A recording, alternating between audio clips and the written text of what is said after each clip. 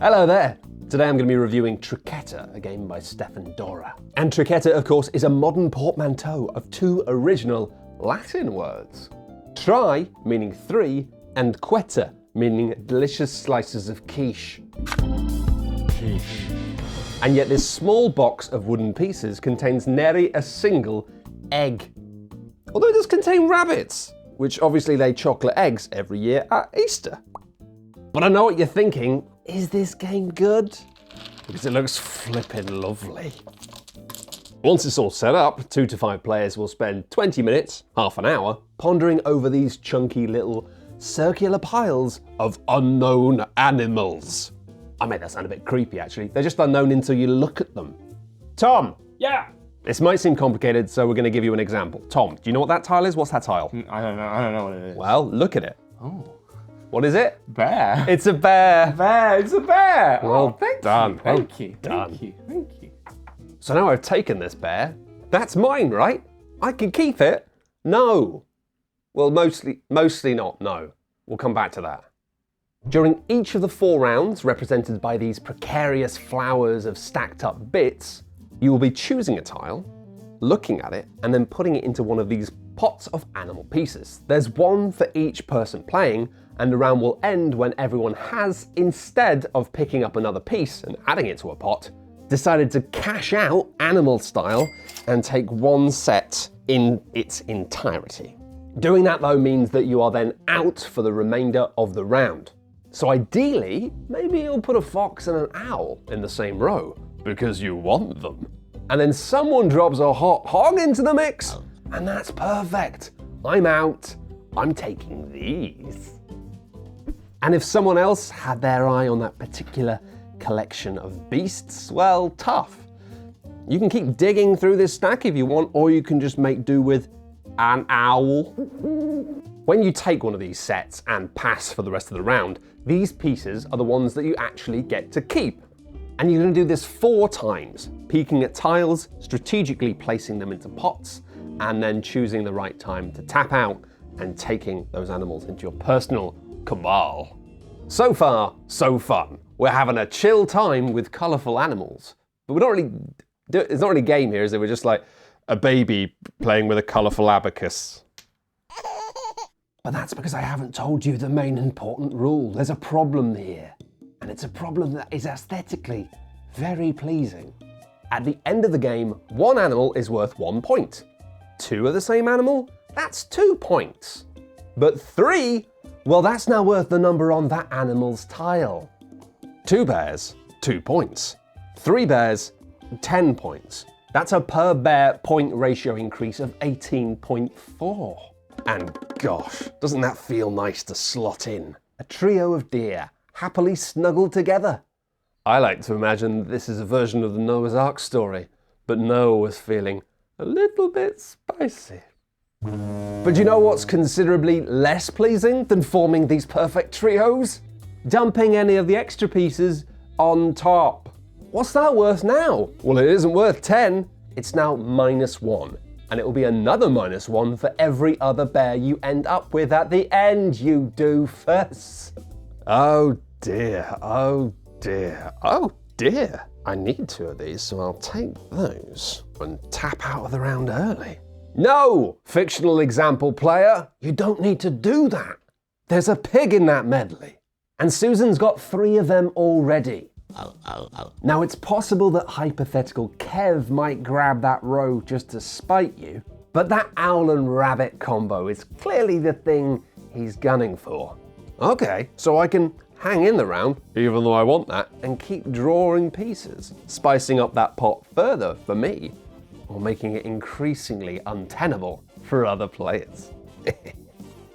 And now hopefully you can see that this gentle, lovely, pensive game is a slow motion disaster waiting to happen.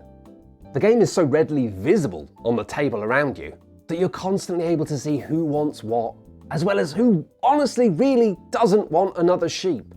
Really, you're all just playing a game of chicken, greedily trying to sweeten up the pot that you want whilst making everything else toxic for all the other players.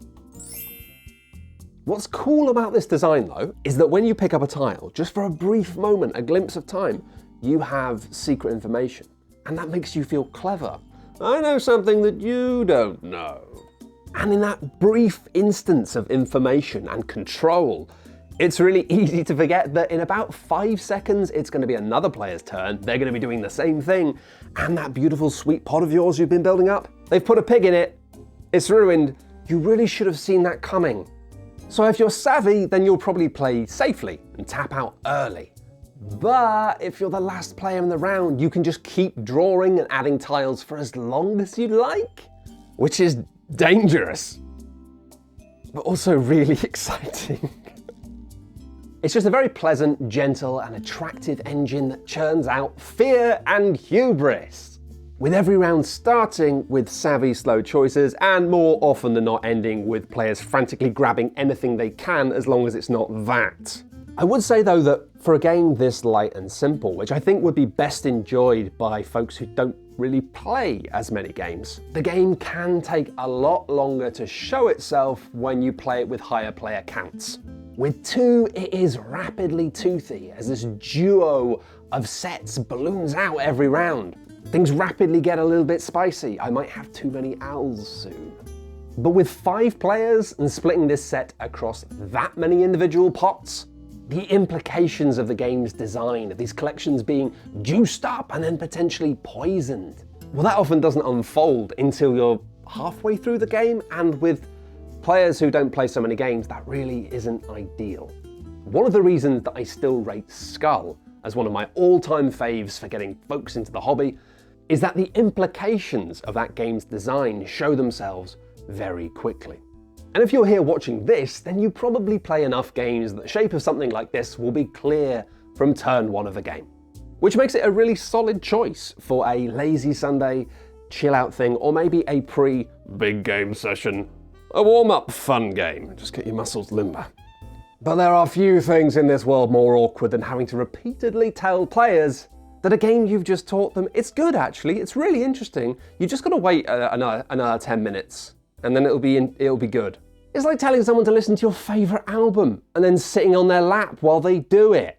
And finally, there is another rule, something that adds just a pinch of frisson, just a squeeze of frisson on your quiche, madam.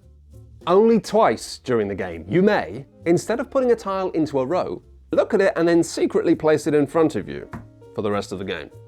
But for the whole game, you can only take and keep a total of 2. Original prudish Noah style. At the end of the game, you may then add these animals to your collection. But you can also choose not to do that and to just put them back in the box. Which honestly is a bit too nice for my tastes.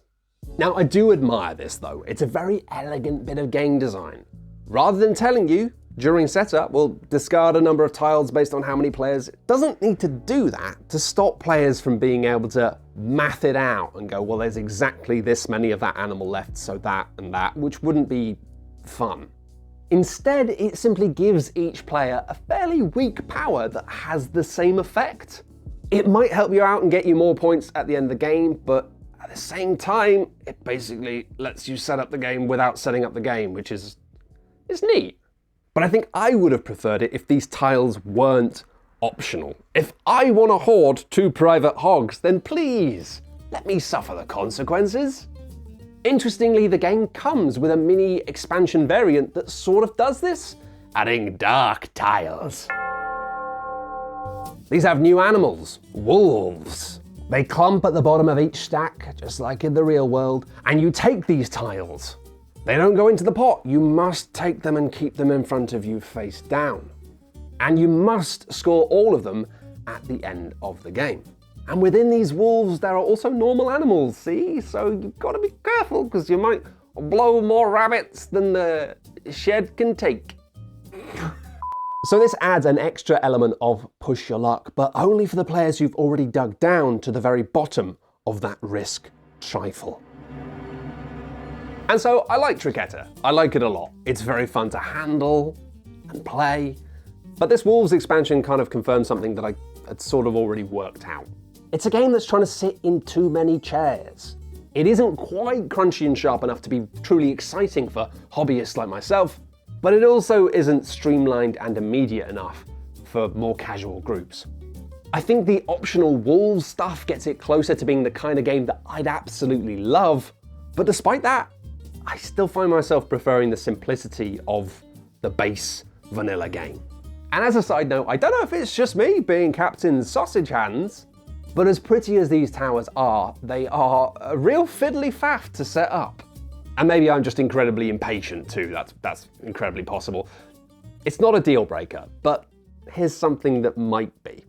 I do need to point out that while this copy is mostly fine, at least one print run of this game that we know of appears to have had a printing issue that's caused some of the pieces to be visibly marked. It's not ideal. Thankfully for me though, it's not really a problem because I don't have a short-term memory, a desire to cheat a bit in order to win, or a short-term memory. But despite all of these caveats, there really is something here. I like it a lot, there are some really nice flecks of game design, and consistently when I play it, I have a really nice time. And I like to have really nice time. It's something simple and colourful for a sunny afternoon. Perfect paired with warm tea and cold dark intentions towards those who have wronged thee with those blasted sheep. Also in a similar vein to that, although fiddlier than this, admittedly, although I do think I like it more, I've written in my notes, I'm recommending Big Niz Fairy Auction. I can't remember the name of it. What's the name, Tom? Equinox? Equinox! And if you like the sound of this taking and placing and drafting, but don't mind something bigger, then just play an Azul. They're great. Just pick an Azul. Finally, if you want something that's just immediacy in a bag, we haven't properly reviewed it in its own review, but I'd recommend Seaside. It's just a lovely bag of things and you don't have to set it up. It's quite fiddly and annoying setting this game up. Mobile phones have ruined me. And finally, if you want an even smaller, simpler, tighter game of forcing your friends and loved ones to take animals they don't want, Cockroach Poker. It's so good. It's just so good. And finally, if you like the idea of eating 3 quiches, but think that might be a little bit heavy, I'd really recommend just eating 1 quiche. Is it quiche time? It's quiche time. It's quiche time. Oh, great. Hello and welcome to a very special Shut Up and Sit Down production. It's a question and answer session. You want to like bash up the cubes. How much butter is that, Matt? Well, it's not enough butter. So when's it going to be ready to eat? Why didn't you buy more butter? Yep, these are normal ones. And These are small ones. Tiny one. Yeah, it depends where you're from. I think different countries have different tomato laws. this is true.